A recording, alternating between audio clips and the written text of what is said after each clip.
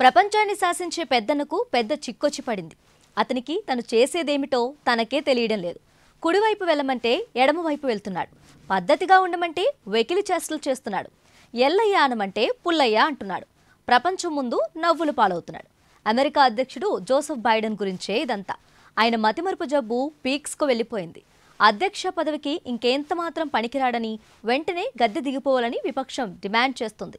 ఆయన ప్రత్యర్థి Donald Trump కూడా మతిమరుపు పేషెంటే కావడం పెద్ద ట్విస్ట్.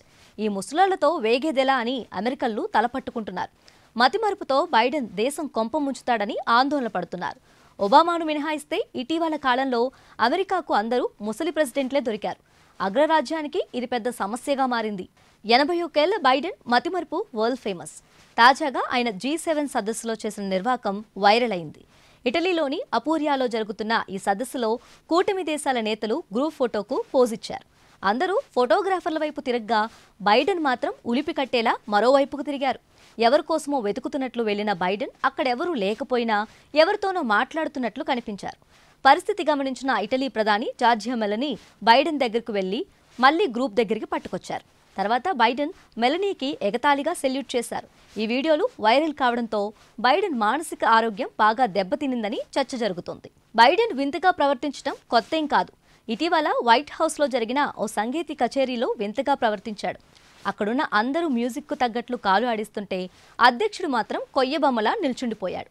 బైడెన్కు జ్ఞాపక శక్తి తగ్గిపోవడమే దీనికి కారణమంటున్నారు. ఆయన కొన్నేళ్లుగా ఒకరి పేర్లకు బదులు మరొకరి పేర్లు, ఒక దేశానికి బదులు మరో దేశం పేరు చెప్తూ గంగవెర్రెలెత్తిస్తున్నాడు. ఇటీవల ఉక్రెయిన్ యుద్ధంపై జరిగిన ఓ సమావేశంలో ఉక్రెయిన్ అనాల్సింది పోయి ఇరాన్ అన్నాడు. అమరవీరులకు నివాళులర్పించే కార్యక్రమంలో నిద్రపోయి కలకలం రేపారు.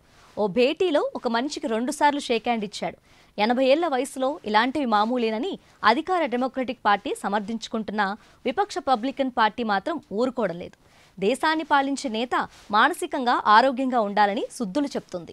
బైడెన్కు జ్ఞాపక శక్తి తగ్గిందని వైద్యులు తేల్చారు. ఆయనకు తన జీవితంలో జరిగిన ముఖ్య సంఘటనలు గుర్తులేవు. వైస్ ప్రెసిడెంట్గా ఎప్పుడు పనిచేశాడో చెప్పలేకపోతున్నాడు. కొడుకు బ్యూ బైడెన్ చనిపోయిన ఏడాది కూడా గుర్తులేదు. బైడెన్ మతిమరుపు రిపబ్లికన్లకు ప్రచార అస్త్రంగా మారింది. మానసిక స్థితి సరిగ్గా లేని మనిషిని ప్రజలపై రుద్దుతున్నారని పార్టీ నేతలు దుయ్యబడుతున్నారు. అయితే రిపబ్లికన్ల అధినాయకుడు ట్రంప్ మైండ్ కూడా బ్యాలెన్స్ తప్పడం వాళ్లకు ఇబ్బంది పెడుతుంది. మళ్లీ అధ్యక్ష రేసులో ఉన్న రిపబ్లికన్ల లీడర్ డొనాల్డ్ ట్రంప్ కూడా మతిమరుపుతో బాధపడుతున్నాడు. అతని వయసు కూడా 78 ఏళ్లు. ఇటీవల ఎన్నికల ప్రచారంలో టెన్నిస్ ప్లేయర్ జిమ్మీ కార్నర్స్ పేరు చెప్తూ జిమ్మీ కార్టర్ అన్నాడు. ఓ కేసు విచారణ కోసం కోర్టుకు వెళ్లి చక్కగా నిద్రపోయాడు. ఓ కార్యక్రమంలో తన భార్య మెలానియాను పరిచయం చేస్తూ ఆమె పేరును మెర్సిడెస్ అని పలికాడు. ఫ్రెంచ్ అధ్యక్షుడు మక్రాస్ పేరును మిట్టరాండ్ అన్నారు. ఈ పేర్లన్నీ ఒకేలా ఉండడంతో తప్పుగా పలికారని, అది ఆల్జీమర్స్ కాదని రిపబ్లికన్లు సమర్థించుకుంటున్నారు. అయితే ట్రంప్కు ఆల్జీమర్స్ ఉందని, అతని తండ్రి కూడా మతిమరుపుతో బాధపడ్డాడని డెమోక్రట్లు చరిత్ర తవ్వి చూస్తున్నారు.